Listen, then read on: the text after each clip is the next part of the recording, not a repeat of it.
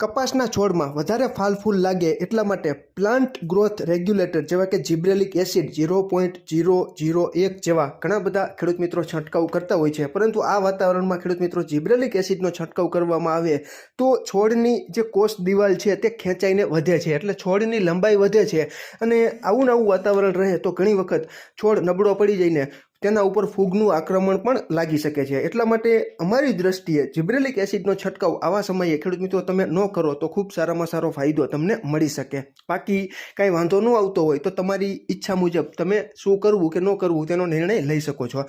આપણે આ જે ખેતર અત્યારે જે જોઈ રહ્યા છીએ તે મોરબી જિલ્લાના વાંકાનેર તાલુકાના સિંધાવદર ગામના રફીકભાઈનું કપાસનું ખેતર છે। ખેડૂત મિત્રો, રફીકભાઈએ મફતમાં કોઠા સૂઝથી એવી સિસ્ટમ, એવી ટ્રીક અપનાવી છે કે તમે જોઈ શકો છો કે કોઈ પણ પ્રકારના ટોનિક કે પ્લાન્ટ ગ્રોથ રેગ્યુલેટર અથવા તો ખાતરોના છંટકાવ દ્વારા ફાલ છે તે કપાસના છોડમાં નથી લગાવેલો। કુદરતી રીતે જ આગોતરો કપાસ છે। શરૂઆતમાં રફીકભાઈએ પાયો હતો, પરંતુ પછી એટલી બધી ખેંચ પિયતની પાડી દીધી કે તમે ખુદ જોઈ શકો છો કે પિયત પાણીની ખેંચ કપાસના છોડમાં ઊભી થાય એટલે કપાસનો છોડ ઘણો બધો ફાલ છે તે પકડી લે છે।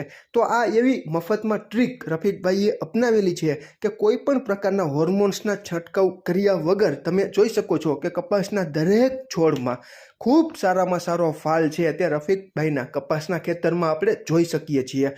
અત્યારે થ્રિપ્સનો હેવી એટેક કપાસના પાકમાં ચાલી રહ્યો છે, જેમાં ઘણા બધા ખેડૂત મિત્રો છે તે સ્પિનોસાડ, સ્પાઇનેટોરમ, આ ઉપરાંત લેમ્બડા સાયલોથ્રીન અને થાયામેથોક્ઝામનું મિશ્રણ, એબામેક્ટિન 1.9% ઇસીવાળું જંતુનાશક, આ ઉપરાંત ફિપ્રોનિલ છે, આ ઉપરાંત બીજા ઘણા બધા ઢગલાબંધ જંતુનાશકોના છંટકાવ ખેડૂત મિત્રો થ્રિપ્સના નિયંત્રણ માટે કરી રહ્યા છે। અમુક ખેડૂત મિત્રો ઇથિયોન 40% અને સાયપરમેથ્રિન 5% ઇસીવાળું જે મિક્સ ટેકનિકલ આવે છે તેનો છંટકાવ કરે છે, પરંતુ થ્રિપ્સમાં આ ટેકનિકલવાળા દવાની રિઝલ્ટ છે તે ખેડૂત મિત્રો જોઈએ તેટલું નથી મળતું।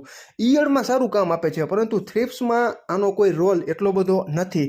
બાકી થ્રિપ્સનું સારામાં સારું નિયંત્રણ મેળવવું હોય તો ખેડૂત મિત્રો લેમ્બડા સાયલોથ્રીન અને થાયામેથોક્ઝામ અથવા તો પ્રોફેનોફોસ અને સાયપરમેથ્રિન વાળું જે મિશ્રણ આવે છે તેના ખૂબ સારા રિઝલ્ટ છે। અમે તો તેનો જ છંટકાવ છે તે કરીએ છીએ।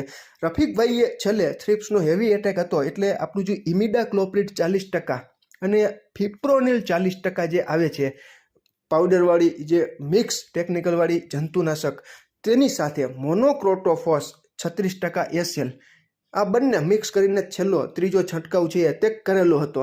અગાઉ 2 નોર્મલ છંટકાવ કરેલા હતા। આગોતરો કપાસ છે, પરંતુ રફીકભાઈએ એટલી બધી પિયત પાણીની ખેંચ પાડી દીધી કે કપાસને પાયો જ નહીં। ઘણી બધી ખેંચ, કપાસ હાવ કહેવાય ને ખેડૂત મિત્રો હાવ મૈડાઈ જતો હતો, છતાં પણ રફીકભાઈએ કપાસને પાયો નહીં। અમે એનું કારણ પૂછ્યું કે રફીકભાઈ તમે કપાસ શા માટે ન પાયો, તો તેમણે કહ્યું કે વિકાસ ખૂબ સારો હતો, જો આપણે પિયત ચાલુ જ રાખીએ તો વૃદ્ધિ વિકાસ વધારે કરી જાય અને ફાલ ફૂલ છે તે કપાસનો છોડ ભૂલી જાય। આવી રીતે રફીકભાઈએ કોઠા સૂઝથી પોતાના અનુમાન આધારે પિયત છે તે સાવ બંધ કરી દીધું। તેને લીધે ખેંચ ઊભી થઈ અને ખેંચ પડી એટલે ફાલ છે તે પેપિયુની જેમ, લોંદાની જેમ કપાસના છોડમાં લાગી ગયો। તો ઘણા બધા ખેડૂત મિત્રો મફતમાં આવી ટ્રીક અપનાવીને પણ ખૂબ સારામાં સારી રીતે ફાલ છે તે કપાસમાં પકડાવતા હોય છે। અમુક ખેડૂત મિત્રો હોર્મોન્સના છંટકાવ કરીને, અમુક ખેડૂત મિત્રો છે તે ખાતરોના છંટકાવ કરીને પણ ફાલ ફૂલ સારી રીતે પકડાવતા હોય છે। ફાલ ફૂલ કપાસના છોડમાં કુદરતી રીતે જ આવતા હોય છે અને કુદરતી રીતે જ પિયત પાણીની ખેંચ ઊભી કરો તો ખૂબ સારામાં સારો ફાલ છે તે કપાસનો છોડ પકડી લેતો હોય છે। પરંતુ ઘણી વખત એવું થાય કે થ્રિપ્સનો હેવી એટેક ચાલતો હોય ત્યારે પિયત પાણીની ખેંચ વધારે પ્રમાણમાં આપણે ઊભી કરી તો થ્રિપ્સનું નુકસાન પણ ઘણું બધું વધી જતું હોય છે। એટલે સમયાંતરે કપાસના પાકને ધ્યાનમાં રાખીને આપણે પિયત આપવું કે ન આપવું, આપણી જમીનને ધ્યાનમાં રાખીને આપણે નિર્ણય છે તે લેવાનો હોય છે। ખેડૂત મિત્રો, રફીકભાઈનો આપણે ખૂબ ખૂબ આભાર માની કે સરસ મજાની ટ્રીક અપનાવીને સારામાં સારો ફાલ છે તે કપાસના છોડમાં ટકાવી રાખે અને ખૂબ સારામાં સારું ઉત્પાદન લે તેવી આશા સાથે આ માહિતી આ વિડીયોમાં આપણે પૂરી કરીએ છીએ। ઘણા બધા ખેડૂત મિત્રો કહેતા હોય છે કે પરાશરભાઈ તમે રાજકોટના કપાસના ભાવ આપો, તો ખેડૂત મિત્રો આજે તારીખ 19/8/2025ના રોજ રાજકોટ કપાસના 20 કિલોના ભાવ 1301 થી 1653 સુધી જોવા મળ્યા હતા અને 1500 મણ જેટલી કપાસની આવક જોવા મળી હતી। ફરી જ મળશું નવી જ માહિતી લઈને નવા જ આવનારા વિડીયોમાં। ત્યાં સુધી આપ જોડાયેલા રહો, માહિતગાર બનો।